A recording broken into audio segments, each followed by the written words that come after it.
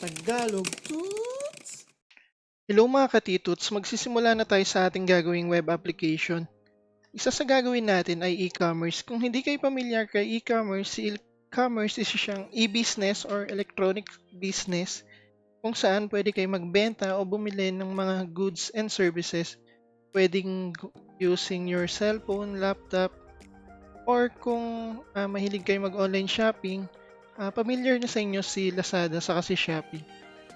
Same yung gagawin natin katulad sa kanila pero gagawin natin is mas simple lang. Ang una nating gagawin is yung admin page muna. Nag-install na ako kanina ng bagong Laravel application, version 7 lang ulit. Then kung hindi nyo pa alam kung paano install si Laravel, click nyo lang yung card or yung link sa description below. Para mapadali yung ating development, gagamit tayo ng template. Para sa ating admin, ang gagamitin nating template, itong si SB Admin 2. Ipoprovide ko yung link sa description below para ma-download nyo rin. After nyo click yung link, click nyo lang itong pre-download. At dahil na-install ko na kanina, puntahan nyo lang yung file. Then extract nyo to at pwede na natin siyang gamitin sa ating na-install na application. Para magamit natin si SB Admin 2 na template, ay kakopy natin yung mga kailangan na files. Itong si CSS, image, JS, pati itong si vendor. Copy nyo lang or drag nyo papunta dito sa ating public folder. Copy folder. After natin makopy yung mga kailangan na files, kukuha tayo ng sample design dito kay SB Admin. Ang gagamitin natin, itong si index. Open lang natin using VS Code. Then, copy natin yung code niya. Paste natin dito sa welcome.blade natin. Makikita under views folder. Delete ko lang. Then, save. Then, check natin sa browser kung magana na si SB Admin. At ayun, na-apply na natin dito ating application. Ang next naman natin gagawin is layout para sa ating application. Kung di kayo familiar sa gagawin natin, click nyo lang yung card or yung link sa description below.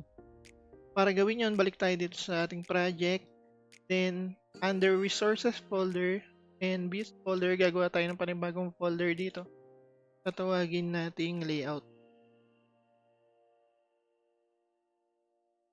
Then, dito sa layouts folder, gagawa ko ng isang file is yung sa ating admin layout. Then, another file naman, itong si app layout natin. Itong si app layout is gagamitin natin para sa ating login page saka sa registration page. Then itong si admin layout naman is para dito sa ating admin page. Para sa ating admin layout, ang gagawin natin is kakopy natin lahat ng naka-index.html papunta sa ating admin layout. Save lang natin. Then, ang next natin gagawin is iwalay natin yung iba't ibang part ng ating website. Itong si sidebar, navbar, footers, saka itong content natin. Balik tayo dito sa ating project. Gagawa ko rito ng folder. Patawagin ko siyang partials. Then, new file para sa ating sidebar.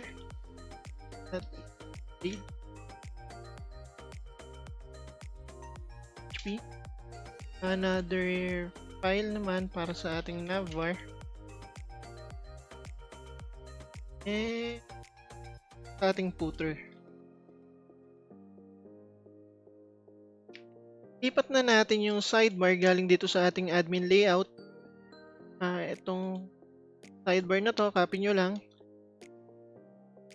Then paste nyo dito sa ating sidebar partials.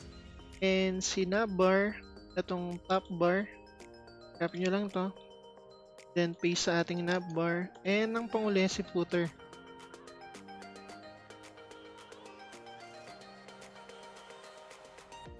Copy, then paste kay footer. Click tayo sa admin layout para i-include natin yung mga partials natin is using @include. Then yung folder file path niya which is itong si partials.footer. Same sa ating navbar dito sa loob ni content. Ayan, si navbar. At ang panghuli natin ilalagay naman itong si sidebar. Then, check na natin yung ating admin layout. Balik tayo dito sa welcome.blade. I-remove muna lahat na ng dito para makita nyo na nag-work yung ating layout. Save. Then, open yung browser. Refresh ko lang. Ayun, wala na kayong nakitang design dito. Para magamit yung ating layout is using @extends. Then, yung folder path ng ating gagamiting layout, itong si admin, layouts.admin. Save. And refresh natin yung browser. Ayun, okay na yung ating layout para sa ating admin. Next natin gagawin itong si content. Dito sa begin page content, ang gagawin natin is i-remove lahat nasa loob nitong container fluid natin. Dito natin ipapasok yung content na ilalagay natin using tong layout na to. Delete lang natin to. Then, para ipasok yung content, is gagamit tayo ng @guild.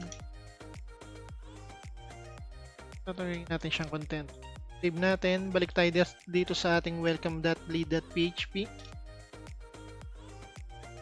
And check muna natin sa browser. At ayun, nawala na yung nandito sa loob ng content natin.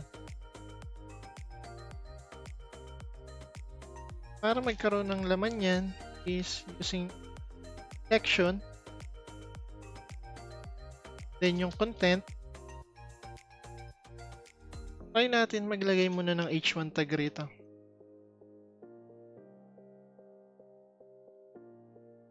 Balik tayo sa ating browser at ayun, okay na yung ating admin layout. Ang next naman natin gagawin is yung ating app layout.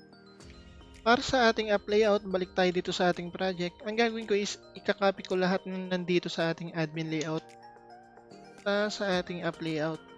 Then, i-remove ko lang lahat ng dito sa ating body. Ang matitira na lang itong CSS natin saka itong script. Save. Then, ayun lang yung para sa ating app layout. At ayun mga ka-T-Tuts, done na tayo sa gagamitin nating layout para sa ating admin page. Kaya hanggang dito na lang muna. See you sa mga susunod pa nating tutorial. Salamat!